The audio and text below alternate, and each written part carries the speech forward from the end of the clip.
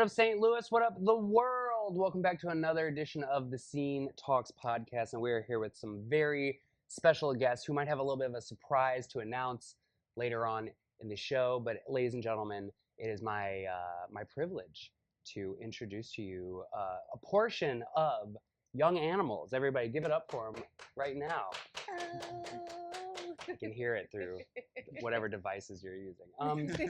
Thank you all so much for coming by. Thank you. It's such Thank a you. pleasure to have you Appreciate it. here, and yeah, we're very excited to chat. Yeah. So for those of the people at home that might not be familiar with who you all are, what you do, what you bring to the table, who is Young Animals, and what do you have to tell the people about you? Yeah, so I'm Olive. This is Nathan. I sing, and he is one of the guitarists. And we like to say, a mathy, twinkly Midwest emo band, straight out of mostly South City. And we've been rocking now for about 8 years. Yeah, we love St. Louis. We've loved the music scene here, and excited to be a part of this new endeavor with you that you've been building over the last several months, and it's been really awesome. Well, thank you. Yeah. Appreciate it. That's, I mean, this was the whole point of, the project here. Yes. Just get more people to understand that there's a lot of good music in St. Louis, and nobody talks about it except us. So Yeah. we will change that soon enough. This is actually something I was going to bring up with you that you just mentioned. I was looking, through you guys' stuff and getting to know more about you guys. I did notice that you put down your definition of what your music was according to your Instagram, which we'll give you all that information later. Midwest twinkly emo math rock. Yep. Now, of course, I know exactly what that means, but for the people at home, what's a little bit of a description of what kind of sound that is, and what do you all? I are would up to? say very light, bright sounding guitars that are kind of. I don't want to just use all these weird atmospheric terms like, oh, it's kind of airy, or it's like it's. I don't know. Twinkly, bubbly. It just wind chimey, I guess. The guitars sound very light and go ahead. You're better at it explaining it than I am. Just dynamic style of guitars. It's kind of like emo jazz in a way, if that makes sense at all. That mathy aspect is like the jazz aspect of just different time signatures, and then like the Midwest aspect of it is just kind of the style of music where it's kind of like more upbeat a little bit, but the lyrics can be a little bit more sad, emotional. Yeah, it's like it has a little pop punky feel to it, but it will have more like emo style lyrics to it. Yeah, when I was listening to some of the stuff you guys have put out, I did notice that was a bit of a trend. It's light, it's fun, it's something that, if it's just on in the background, you're just like, oh, this is some fun stuff. But then once you really get to the meat and potatoes of the words that are in there, you're like, oh, okay, so this is a little less. It's a little deep. It's a little deeper than it sounded like when I heard it back there. Yeah. Well, it's very good. It's very fun. Like I said, we'll give you all their information so you guys can check them out for yourselves after this, and make sure we'll give you all the info so you can see them, listen, everything. You said you've been together about 8 years now. What was the beginning? How did this all come together? How did you all meet? How did this all start with you guys? So we started actually 10 years ago. The iteration of the band that is kind of today has been 8 years. We started 10 years ago, and we were just going to be an instrumental band because we thought the parts we have a lot of changing parts. A lot of our stuff that we wrote for Disposition was stuff that we wrote during this time, and we decided at somewhere along the line, a lot of people kind of told us between shows we were doing back then, we needed a vocalist, and we had on and off bassists through several years, and eventually we decided to check Craigslist and scored big on a vocalist and a bassist. So Yeah. and that would be about 8 years ago. So yeah, I had posted. I was unhappy. I had actually gone to it's Greenfinch now, but what was the name of that bar before it was Greenfinch? It's over by that tattoo shop and everything. I forget what it's called. But I went and saw a show there from an old friend from when I was living in Columbia, Missouri, and I saw how much fun she was having. I was like, I need to be in a band again. I miss it. It's been since high school, so I put out a Craigslist ad, and I was about ready to give up because I had a lot of just a lot of weird inquiries, or just a lot of people who were like 20 years older than me wanting to me do like cover band, and I wanted to be in an original band.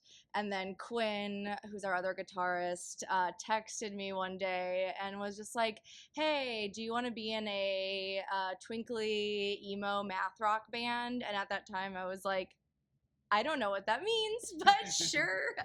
And I had like looked him up on Facebook before I like said yes, and he had some mutual friends with me and stuff. So I was like, all right, well, around my age, like these guys seem like they're normal. I have friends that I can ask about them, make sure they're normal beforehand.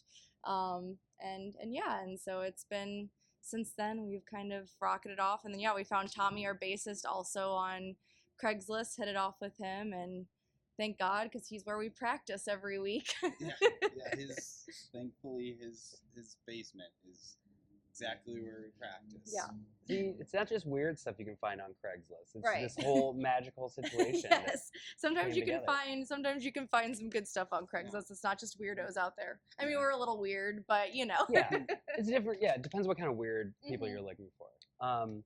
So you find your singer now, another bass player off of Craigslist and everything. So then what's the transition there?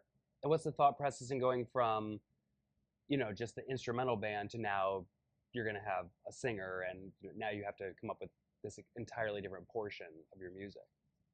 So at the time we had recorded Disposition, our album we released in 2018, I believe. Yeah, our first album.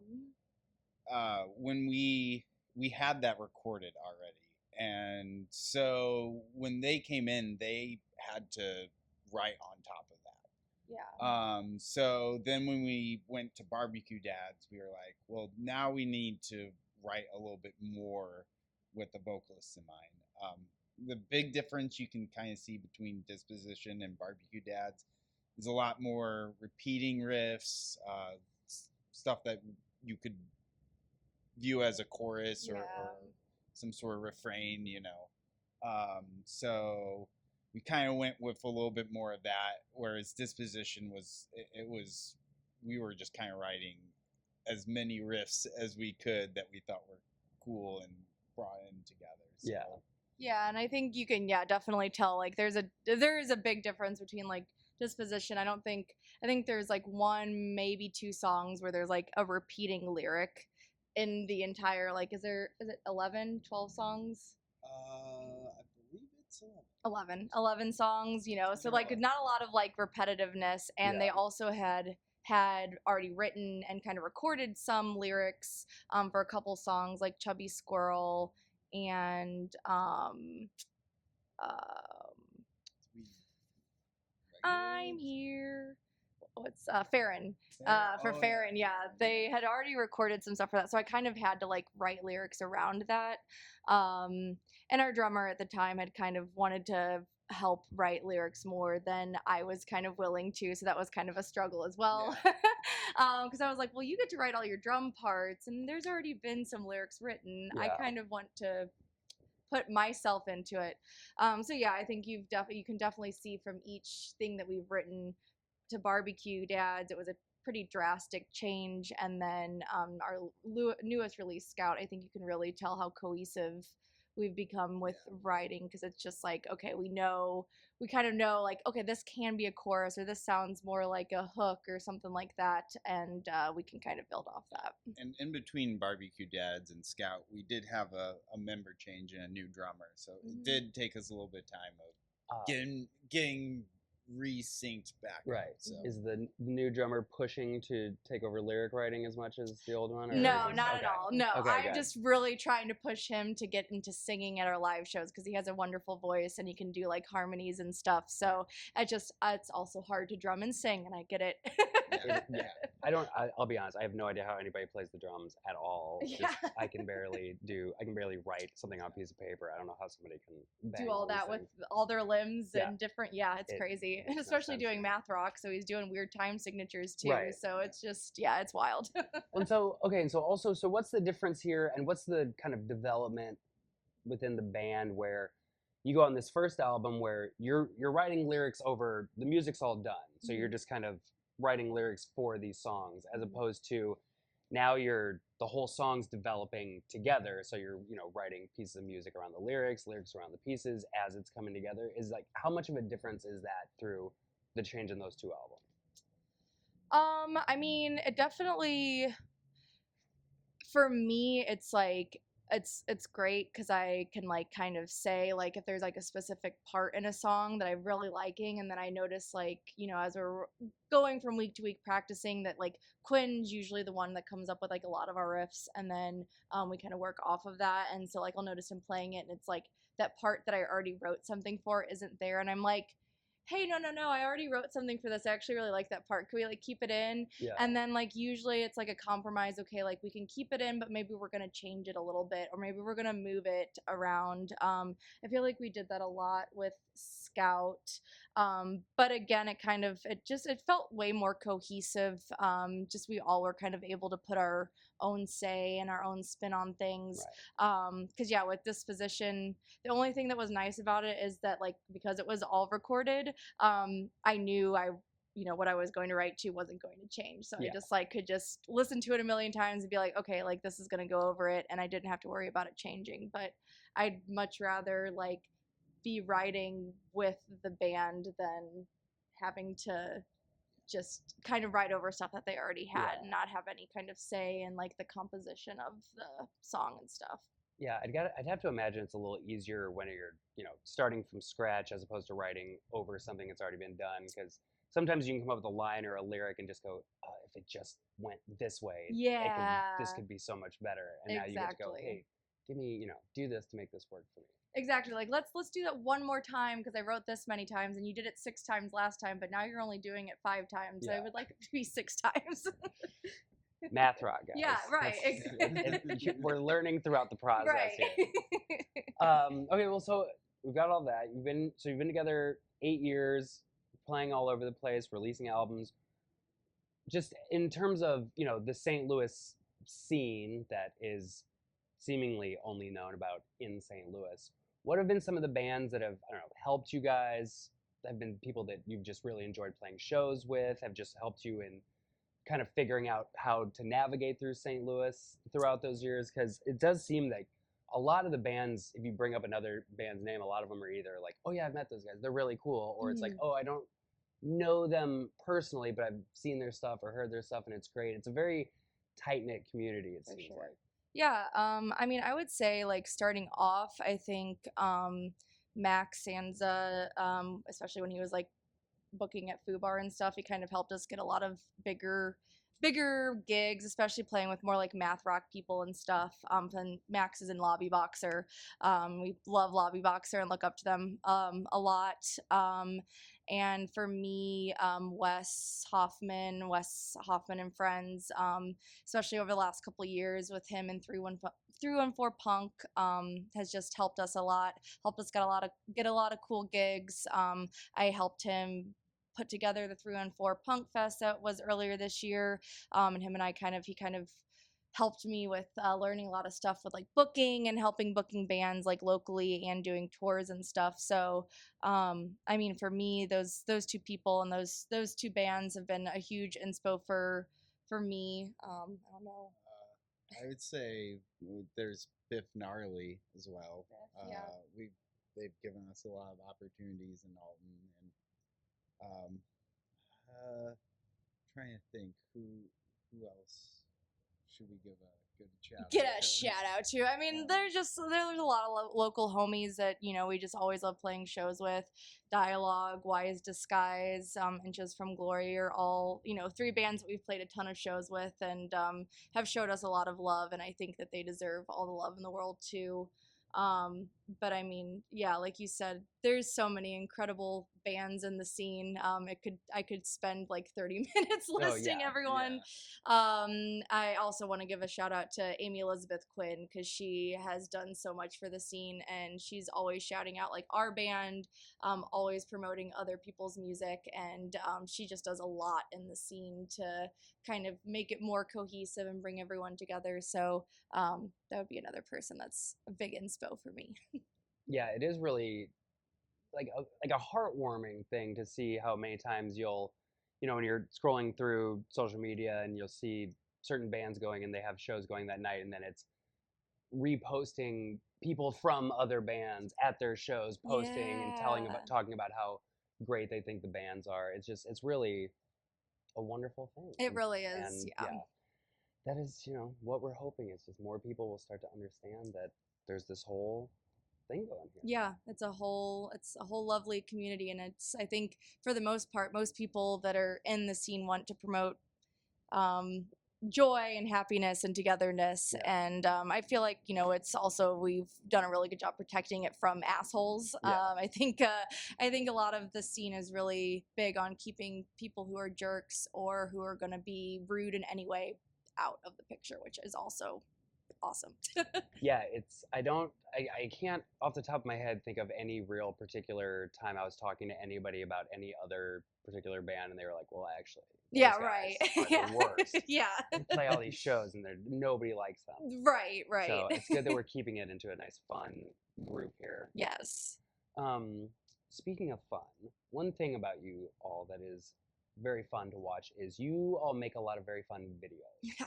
Whether it's the music videos or just your promo videos I've seen that you post on Instagram. What is that like? How fun is that to just get together? Especially not even talking about the music videos. Like I said, just like I've seen a couple just goofy videos you all make where you're all together and doing something silly, weird that is so weird in like the best possible way. Like how fun is it to not only be able to make this music with people, but to just go, hey guys, like we're gonna let everybody know about something we're doing, and let's just make a really like goofy video about it. Yeah, we try not to take ourselves too seriously.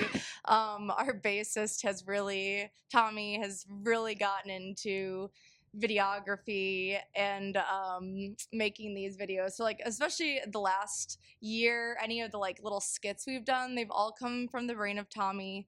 I will say maybe one in every 20 that he asks us to do gets made, because some of them are way out there and we're like, what are you even trying to say, dude? But when we do make one, it is so fun, and it is just very hilarious to kind of watch whatever he's thinking come to fruition.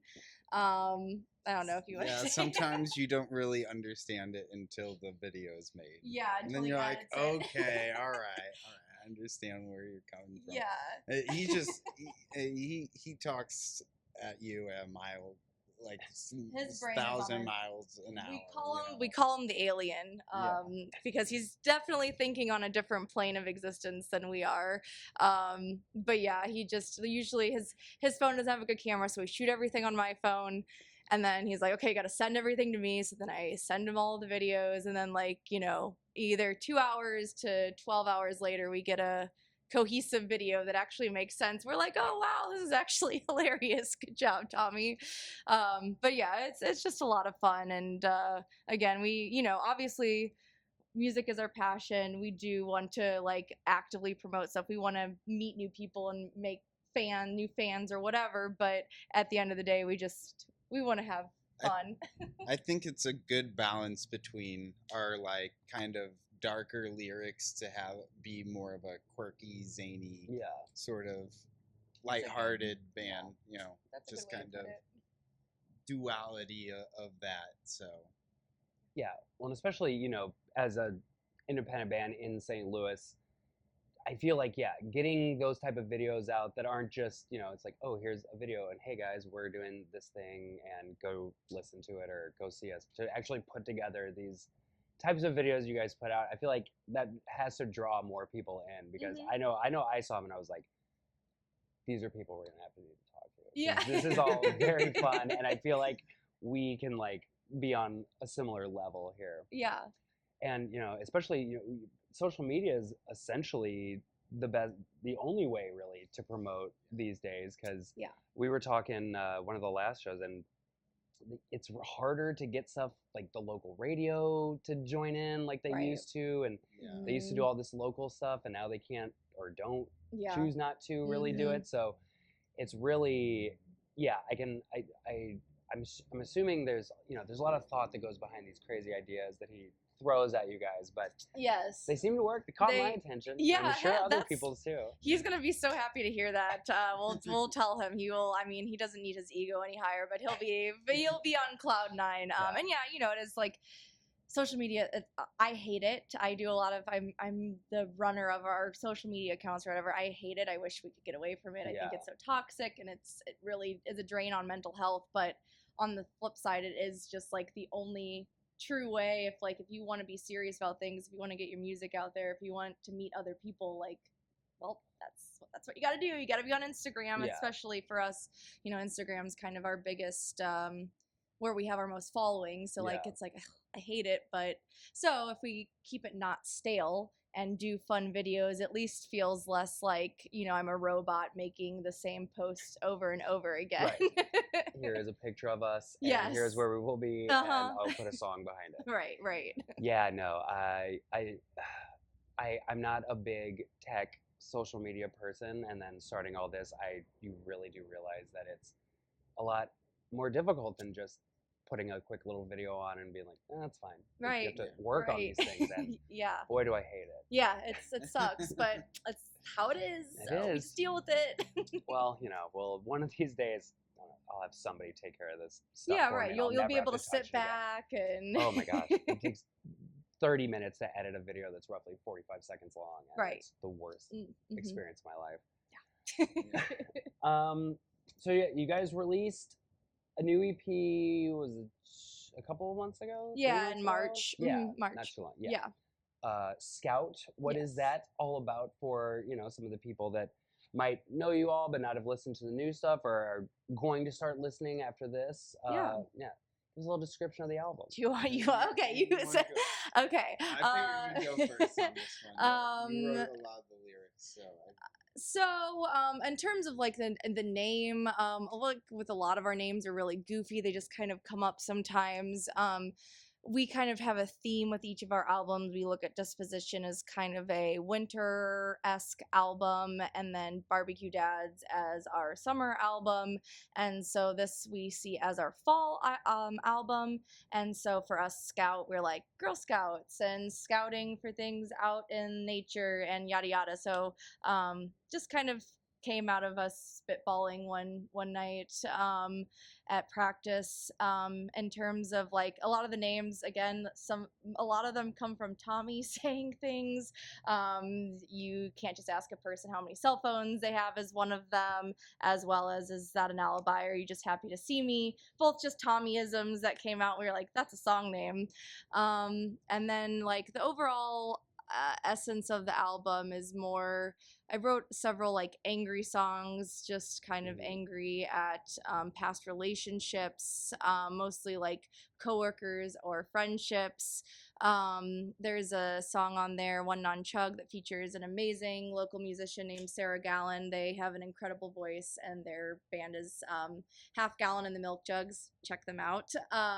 But they sing on that with me, and I wrote it about the episode in The Last of Us with Frank and Bill. And just kind of from their voices, just like a love story. But yeah, that's kind of my version of the album. Yeah, I would say as far as the guitars went, Quinn and I grew up in the like post-hardcore era. A lot of like the like screamo style bands like Under Oath or Chiodos or the Devil Wears Prada. So we really wanted to do something that was to match that anger. We want to have a little bit heavier style guitars and such, and more like breakdown kind of parts to add to that. So it was a lot of fun. I hope that we kind of explore that side more. But, Yeah, we definitely. I think a lot of us are wanting to get like a little more of that heavier stuff, kind of just like sprinkled in there, just more like some more chugging. Or I mean, I never had screamed on any of our other recordings in the past, and I kind of got into a couple songs doing more heavier screaming and stuff, getting more into that emo-y side scrams, and I would love to continue to get into that more. Well, I mean, yeah, screaming is great for fall. Yeah, and right. then it's really great for spring. And this is the only season you all have not written an album for yet. Yeah. So the next one, it'll work in there just perfectly. Right. Exactly. Yeah, just keep it going, keep it getting louder. Yes. All right. Well, as much as we hate social media and all that, where can everybody find you? Yeah. And then they can go and listen to everything. You don't have to pick a season just because, right. the album. You can listen to it whenever you want. Yeah, I mean, so we're main one that we mostly post on is going to be Instagram, Young Animals Band, Facebook as well, Young Animals Band. We're very, very sparsely on. I wish we could be more on Blue Sky. There's just not a lot of traffic there. Those are our three main ones. Streaming wise, you can find us on any streaming under Young Animals. I would love to eventually get off of Spotify, make the move that a lot of bands are doing, but that is where we get most of our listeners. So as a small band, it's hard to justify getting off Spotify. Yeah. But Bandcamp is great. We are on Bandcamp. We have everything on there. And we also have merch on there, so you can buy it. It ships from either our place or Tommy's basement. And he'll usually package it in some interesting thing. There'll usually be some free stickers, maybe some free pins, and maybe some special trinket from Tommy's basement. So you never know what you're gonna get, but you get a mystery gift usually. Well, yeah, and it sounds like Tommy's just trying to clean out his basement at this point. Just throw a little something extra. Tommy also, like, we found out on Craigslist. He used to be the Lord of Craigslist. Now he's the Lord of Facebook Marketplace. He is the king. He does a lot of trading and other deals through the marketplace. So yeah, he's got a lot of stuff. Well, I'll have to talk to him because I can't sell a thing on Facebook Marketplace. Oh, he'd love to talk to you about that. I just get the still available, yes. And then nothing. I get that all the time. So same. That's why I don't do it. But some people have such good luck with it. I'm like, I guess you have to have patience. I don't have it. Yeah, it just keeps asking me if I want to boost my sales. I'm like, no. If somebody wants this, they'll find it. Right, exactly. It'll fall across somebody's eyes. Well, besides all these fun things we've talked about, we do have a bit of an announcement for everyone, and this will be the announcement. Nobody knows about this besides the handful of people that have been working about it, and y'all, and a few other bands, but I'll let you guys tell them. Okay, awesome. So we are going to be playing a Halloween show. Very excited about it. It's going to be the Saturday after the day of Halloween, correct? All right, awesome. November so that's 1st. Going to be November 1st at the garage, which is where we are at right now. Super excited. We have never played here before, but Nathan and I checked out the space beforehand, and this is super duper cool. It sounds like we're trying to make it like an event where, you have your kids on Friday, hung out, did the kid stuff for Halloween. Saturdays for the adults. So you've seen us, if you have seen us live, you know that we always like to dress up. So Halloween, we're going to go extra hard. We will definitely have a theme for the entire band, go full throttle with the costumes, and I think there might be some other potential fun things for people to do in the works as well. Yep, you heard it here first, everyone. It is the first official The Scene put on show. We will be having Young Animals and some other bands that we will gradually roll out for you and let you know. But yes, it's going to be November 1st. As soon as we get everything totally worked out, we'll give you all the information on how to get tickets. And as more and more details come, we'll give you a little bit of idea of what we're going to feature and offer for you. But you heard it here first. Young Animals, the first band to officially announce that they will be a part of our first show. And we're stoked and we're super excited for it. So excited. We didn't get to play any Halloween shows last year. So yeah, we're very excited about this. And especially with being a new venue we haven't played with and a new partnership with y'all, it's going to be so fun. Yeah, and I mean, even if you're just looking for a Halloween party bonus, you're going to get a handful of amazing local St. Louis bands to listen to that either you've heard before or you'll hear for the first time, and you can be fans and go and listen to them and see them all the time. So yeah. We're very excited. November 1st, mark it on your calendars now. Yes. And yeah, more details coming between now and then. Awesome. But until then, thank you all so much for joining us. It was a pleasure talking to you. You as well. And yeah, we can't wait to see how everything develops and everything that's going to be going on. Woo! But yeah, for us, for Young Animals, for everybody that's soon to be announced and involved, we thank you all so much once again for tuning in. And yeah, we will check you all later. Hey, thank you. Cut. Woo! There we go. Just that easy, folks. Easy peasy. Yeah.